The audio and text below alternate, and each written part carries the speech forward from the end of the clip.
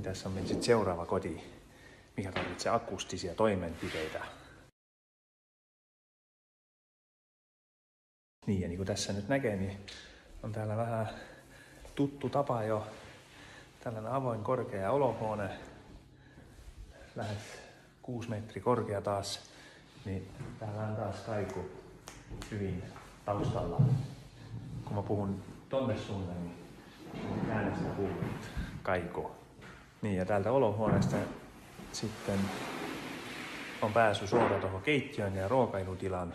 Tässä kodissa on sitten ongelmana tämä, että on paljon kova pinta ja myös tällaista lasia. Ja tää sitten muuttaa tämän äänimaiseman aika kovaksi. Ja sitten on loppupelissä aika rasittava tällaisessa ympäristössä olla. Nyt heti huomaa tässä huoneessa ollessa, että kyllä akustiikkapaneelit lisää viihtyvyyttä ja pehmentää tätä äänimaisemaa aika mukavasti. Niin, ja kun tää keittiöstä tänne asti on vaikka 10 metrin about matkaa, niin kyllä tässä on sitten tilaa äänillä olla ja kulkeutua. Vaikka tuolta on lähtenyt tulemaan tänne suuntaan, niin voi kuvitella, että kyllä ne alkaa häiritsemään, jos täällä istuu sohvalla ja yrittää katsoa jotain matsia esimerkiksi telkkarista.